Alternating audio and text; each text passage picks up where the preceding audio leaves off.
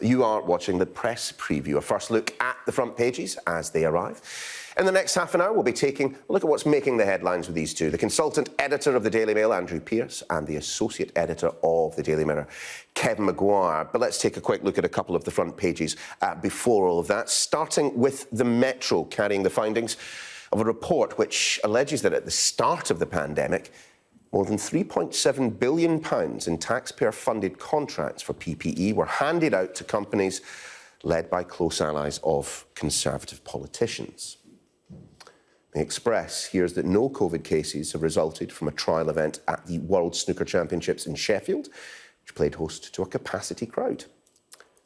And the Mail, meanwhile, says that thousands more families will suffer unless the rules surrounding funerals are revised. Here's the Mirror. It leads on the Queen's message of thanks for all the tributes paid to Prince Philip.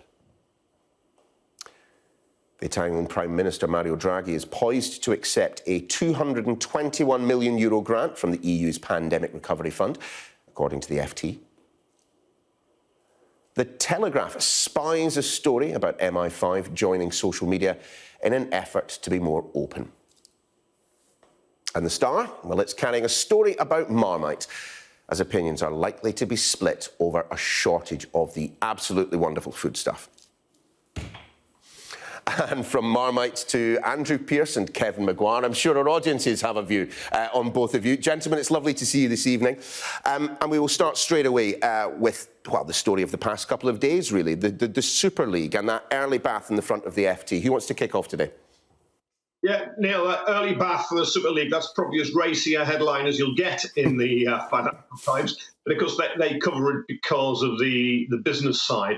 But it is amazing, as you say, it dominated for several days and it's completely collapsed now. And as John Henry at Liverpool, their owner, Joel Glazer at Manchester United issue apologies, you could just see the gap that opened between the very wealthy people owning some of Britain's most famous, historic, loved football clubs and their fans. And it was a victory for fan power that this collapsed. Yes, politicians, Boris Johnson, Keir Starmer, lots of others all piled in, to players and managers. But what was most impressive was the solidarity of fans, particularly in those 6 clubs who arguably had something to gain. But what will happen now? Will Boris Johnson want to try and reform the ownership and control management of clubs, give fans a greater say, change the regulatory regime so this can't happen again? Or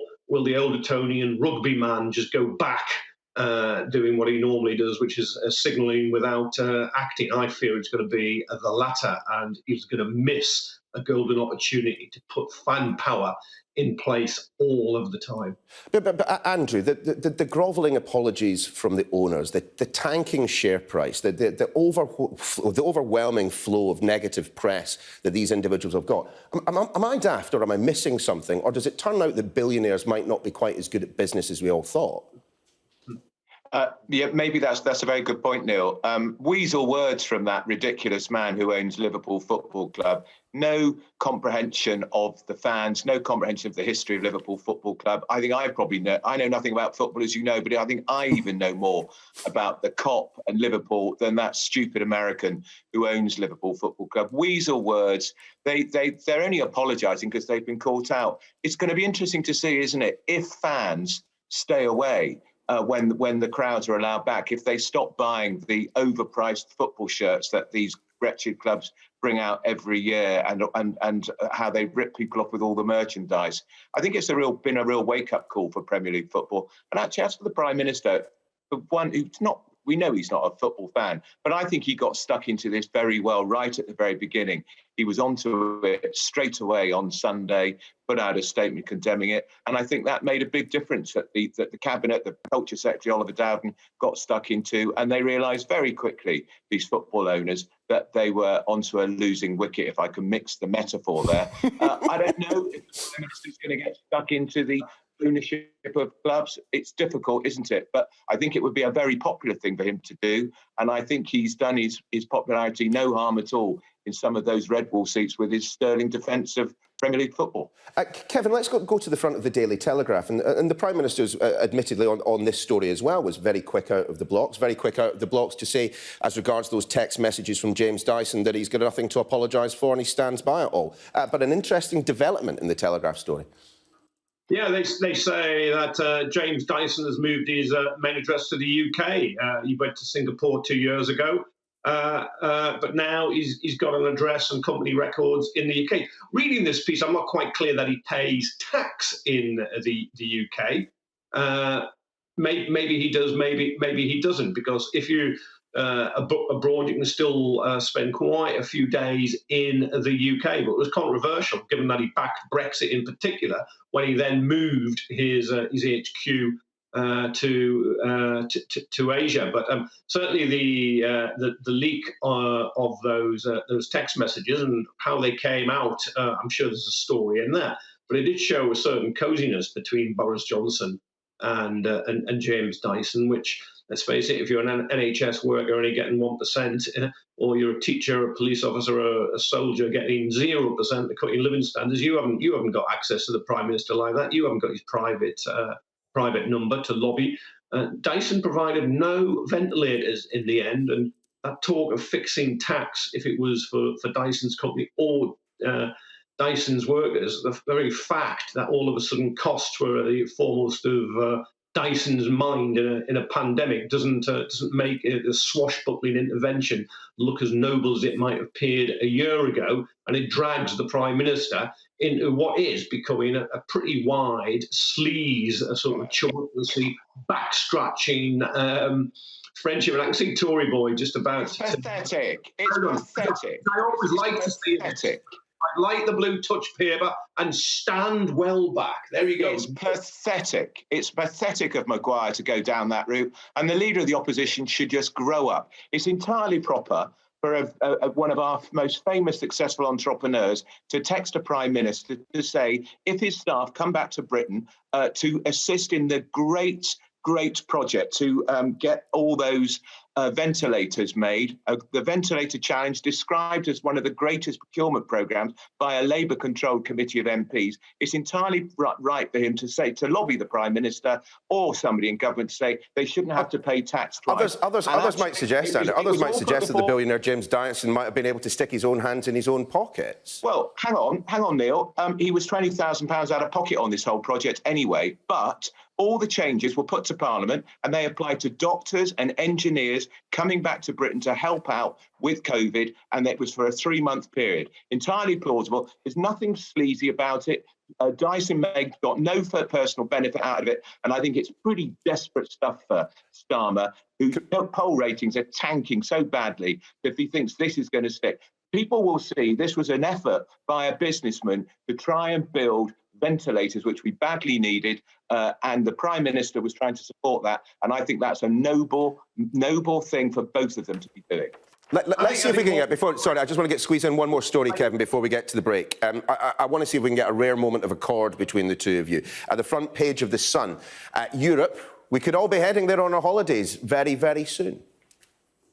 We could. Costa Brava there. Look, Greece, Spain, Portugal want tourists. And Grant Shapps, the Transport Secretary, has said that they may treat the islands in those of those countries differently to the mainlands because the COVID rates are lower on the island. So it may be possible a test before you go, a test when you come back, rather than quarantine.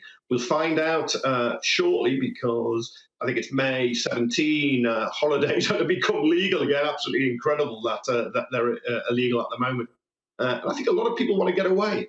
I think that they understand they've had a year of sacrifice. Increasing number of people are vaccinated, and they quite like a break. Andrew, are you packing the budgie smugglers anytime soon? You know, I'm not actually. I've decided, I'm seeing those reports that the airports are experiencing queues of 6 to 7 hours currently, and airports are only at 5% capacity. The thought of that fills me with absolute dread. So it's a staycation this year. I'm just going to have to absolutely make sure that whichever county I'm in, that Kevin Maguire isn't there at the same time. He can go abroad. You're really punishing Britain. Most people have looked forward to you being away at least 2 weeks of the year. Now it's going to be a full 52 weeks.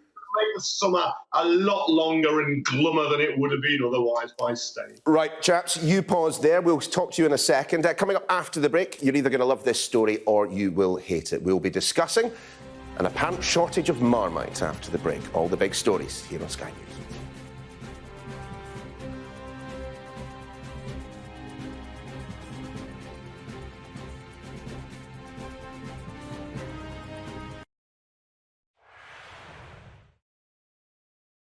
I think the story about Titanic is really been one of glamour for the most part, for most of the last century. And only recently have we turned our attention to the third-class passengers, which are really sort of the most interesting when you think about it, the most diverse, and in some ways the most mysterious. And for us, the Chinese passengers, they really represented the forgotten passengers in third class. Their story just wasn't known. It wasn't easy to find. There weren't many records, and there were a lot more glamorous targets. So if you're going to invest your time into Titanic research, they were probably pretty low on the list. But as we found, it was quite an interesting story.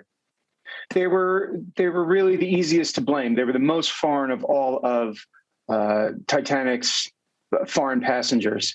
There was the Chinese Exclusion Act on at the time in the United States, and it was just very easy to blame them. It was very easy to turn to these men who had survived and say, "Oh, well, what are they doing here?" When so many other men, so many other husbands and sons and fathers had died on board Titanic. So immediately they were suspected of having acted ignobly, when others had gone down with the ship.